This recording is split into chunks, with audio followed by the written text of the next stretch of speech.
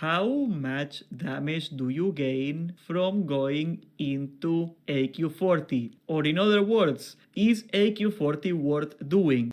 AQ40 has some amazing gear, and it's going to make you do a lot more damage. But let's see what Mr. San Medina has to say about it.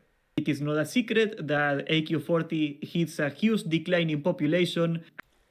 Okay, people quit around the time of AQ40, sure. Where are you getting that idea from, San Medina?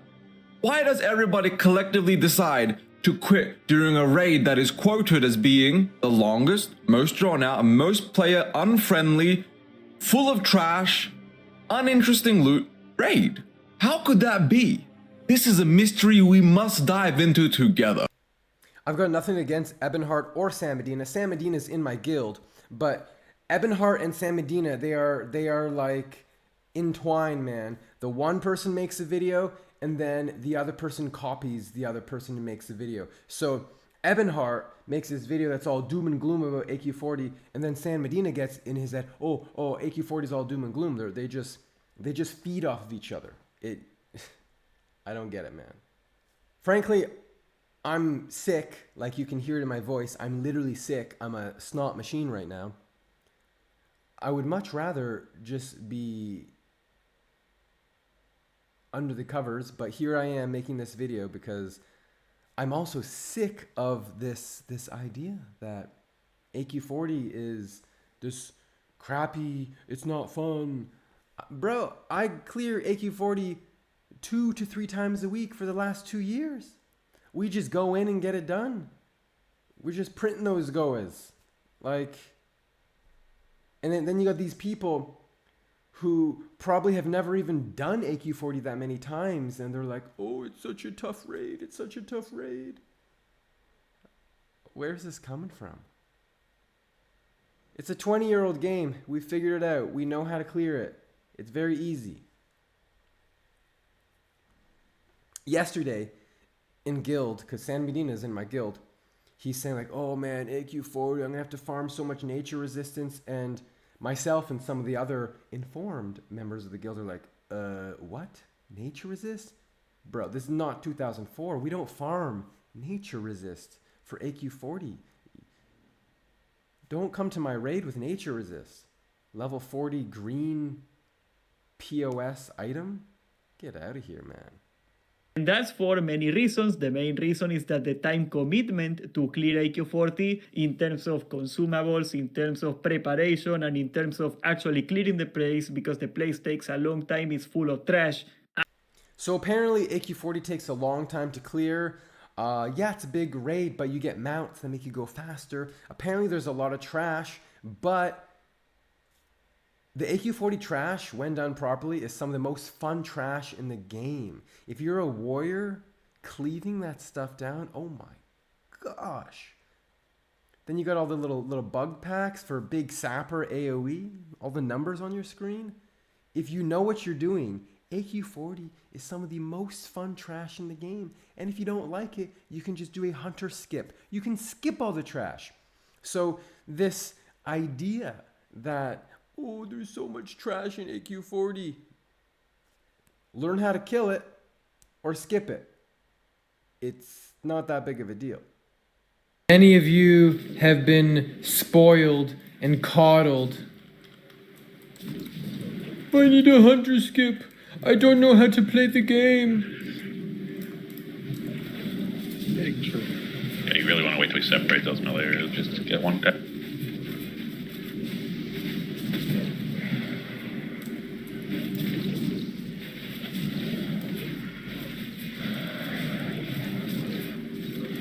But a big reason that AQ40 is not as popular as a tier is that AQ40 gear is not that much better than the previous gear. So apparently AQ40 gear is not that much better. Have you looked at the gear in that raid, Mr. San Medina? Not only for warriors, but just all of the classes. There are some very unique pieces of gear.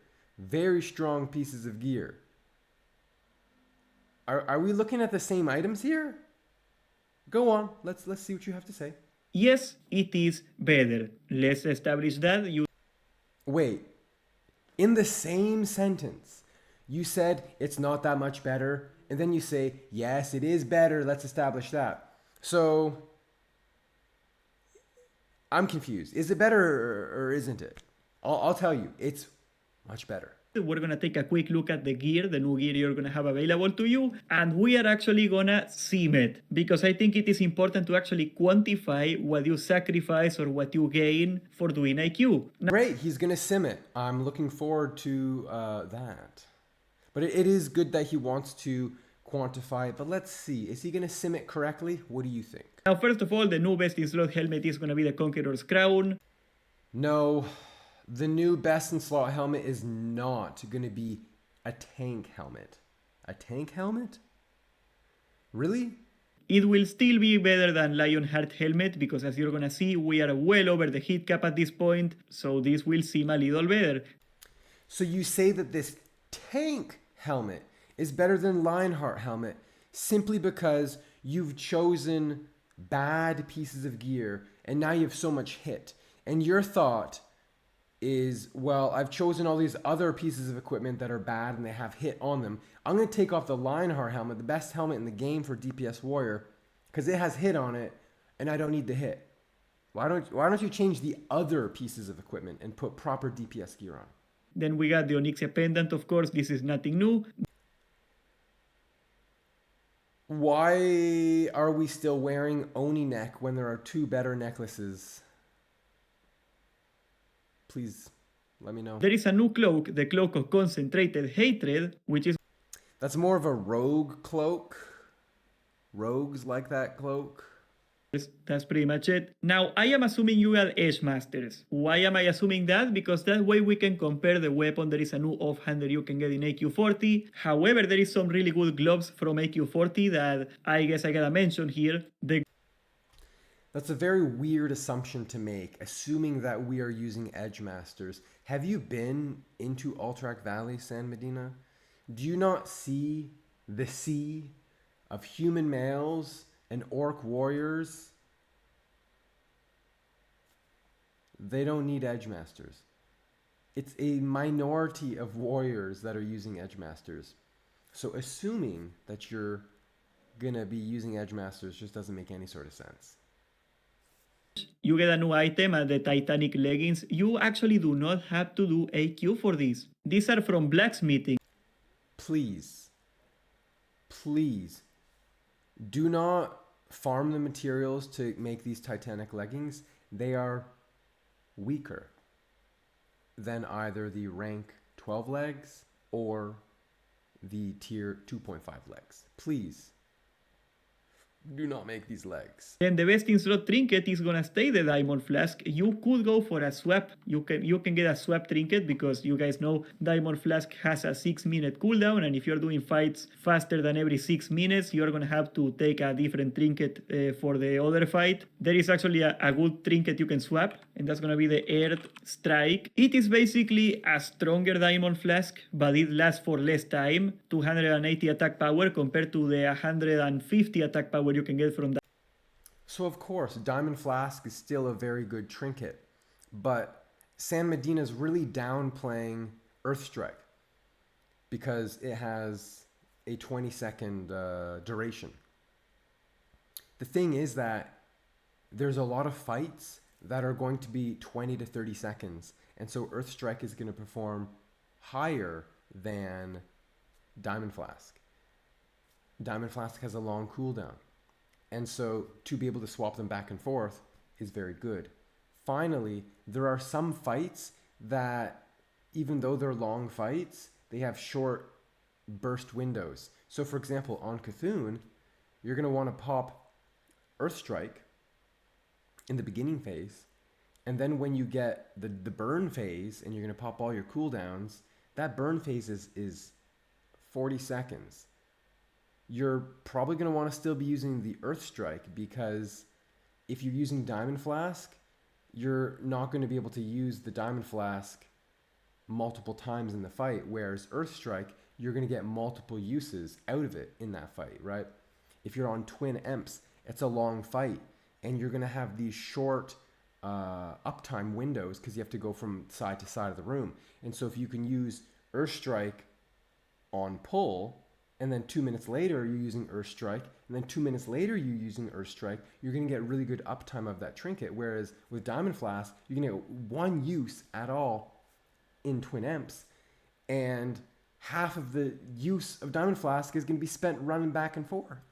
Will definitely be best in slot is going to be the Bash of the Swarm Guard. Now this is a pretty cool trinket as well, and you're also going to need a swap for it, but it brings you armor reduction. As you guys know, armor reduction is one of the most broken things you can get in the game, because exponentially the more you reduce armor of a boss, the more damage you gain from it. It stacks up to 6 times, which is 1200 total armor reduction. That is almost never going to happen, mind you, but either...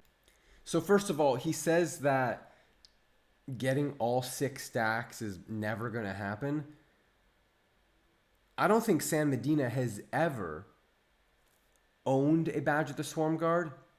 And I'm going to go one step further, and I'm going to tell you right now, he's never going to own it. Sorry, Mr. Medina. I'm actually loot banning you from this trinket.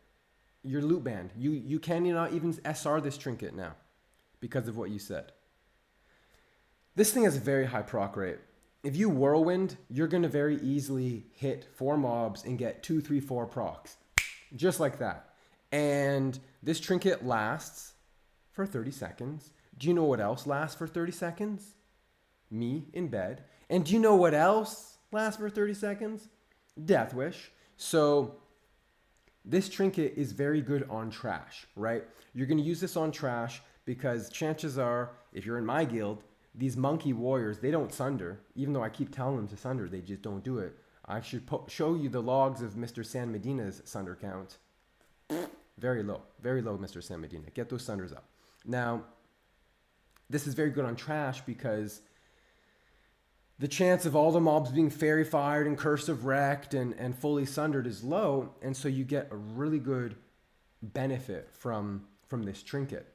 This is not a good single target trinket because hopefully things will be fairy fired and all that stuff on a boss. And so the boss is going to have all of the armor penetration that you can really do. It's going to have no armor. So, yeah. You dug yourself a hole, Mr. San Medina. This is a new dagger. It is 66 DPS compared to the previous best in slot, which is 59. That's the rank 14 weapon. The dagger is slightly better. So yeah, that is an objective upgrade you're gonna get. Sure, Death Sting does more DPS, but unless you're a dagger warrior tank who has not gotten Thunder Fury, you're going to be using Age Core Leather Gloves plus Death Sting to get you 8 weapon skill. It's fantastic for tanking. But as a DPS warrior, you really shouldn't be going for Death Sting. You really should not be going for Death Sting. Leave that to the Dagger Rogues. Please. Please, please, please. Know your place. Stay in your lane, warriors. You might as well offhand a Pugio if you're using Edge Masters. It's a much more easily accessible weapon, and it keeps the rogues happy. Your best in slot range weapon is still gonna be the one from Molten Core. AQ40 is out, and you're still saying that the best in slot range weapon is from Molten Core. You might want to check the loot tables again, my boy. Huge shout out to WoW Sims. Their tools are really cool, and I do not fully understand them, to be quite honest, but you can... So he's using WoW Sims, and he doesn't fully understand it. Don't have a lot of faith in you right now, Mr. Medina. What I'm going to do is I'm going to show you the current phase best in slot and then the AQ40 best in slot. And we're going to do the actual Sims for real. Yeah. But let's see what numbers he gets, and then we'll compare my numbers. And if we take the current DPS from the best in slot of this phase, you get a theoretical DPS of 1183. Next phase we can expect 1205. That is a difference of 1.8%. Let's get that clear. Clearing all of Nax Ramas and getting the totality of 1, 2, 3, 4, 5. I make mistakes all the time, but I do think it's funny that he mentioned clearing Nax Ramas when he meant to say AQ40. So real quick, this is give or take your best in slot for the current phase, phase 3. Phase 4 is right around the corner in like a week here. There are a couple changes you can make. For example, you could use the blue helmet and shoulder for the attack power bonus, or you could use the blue shoulder and the blue legs plus Lionheart helm. They're all very close, like a couple DPS within of each other. You get more attack power when you use the blue 2-piece, and when that shines is when it's a really short fight, and crit doesn't matter because you're popping recklessness, right? If you're gonna kill a boss in 15 seconds, it doesn't matter if your crit's 0% because you're popping wreck, essentially. Make sense? So there are certain fights where they will really stack attack power. But anyways, here is essentially your best in slot for AQ40. You can see we're using Barbed Choker, crit and attack power, Mantle of Wicked Revenge. Because we don't need so much hit, the extra agility from these shoulders are technically Abyss, although you could use the tier 2.5, Cloak of the Fallen God, Breastplate Annihilation, Hive Defilers, Larvae Gun for the crit and attack power, and of course Gauntlets of Annihilation. Huge, huge pieces. So we're using the Guy Brush Sim here. So this is essentially your phase 3 BIS, and we're at 1421 DPS. So that's your phase 3 BIS. Now, if we look at the settings, I haven't given like Leader of the Pack or TSA. This is for a human warrior, right? So we have Mark, Improved Blessing of Might, Blessing of Kings. We've got the Roids, Mongoose, Juju Power, right? All the different things that you can use. Then we have all of the buffs, minus of course ZG buff. Let's see, reaction time 200 to 300 milliseconds. We have the execute range or percentage is 15%. This is because you might be on a GCD when the boss hits execute, and by the time you hit it, you might be, you know, a little late to the punch. We have a fight duration of 50 seconds, but you can change that, right? If you wanted to see like, okay, if we're doing a 20-30 second fight, let's see how good Earth Strike is in that situation. 50,000 iterations, Heroic Strike, Q above 12 Rage, Execute, enabled Whirlwind, use one above 25 Rage, but don't use it if you know, Bloodthirst is shorter than 2 seconds. On cooldown, Bloodthirst enabled. So yeah, 1421. Now let's look at ZG. So now we get the ZG buff, and we also are going to get on the shoulders the ZG enchant. So then we go to 1540, and then actually let me write that down. So we were at 1421 and then 1540, just because most of the world buff plus the ZG enchant for phase 4. And then we get to phase 5. So we go to the settings, and now we're going to add the AQ40 books. I have better battle shout, right? You got a better battle shout and a better Heroic Strike book. And then so we're gonna go to we run this in 1656. So phase 3, 1421.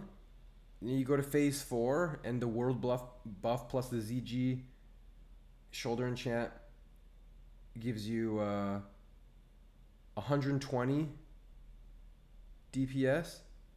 And then AQ40, the gear and the battle shout and the Heroic Strike gives you 116 more. So currently, if we're in phase 3, 1421, that is a 16.5% increase in damage. Going from what we currently have to what we're gonna get soon in phase 4 with ZG to what we're getting in AQ40. It is not an increase of 1.8%, Mr. Medina. It is a freaking huge increase. So I'll see you in the bug tunnels of AQ40. If you enjoyed the video, drop me a sub and a comment. Catch me live on my Twitch channel, Dwarflord TV, to connect with me or say hi to me in game on any of my characters. Dwarflord out. And they say that the Dwarf Lord could save us. I'm not gonna pave here and wait. I'll hold on to the beard of the Dwarf Lord. Watch as we heroic leap away.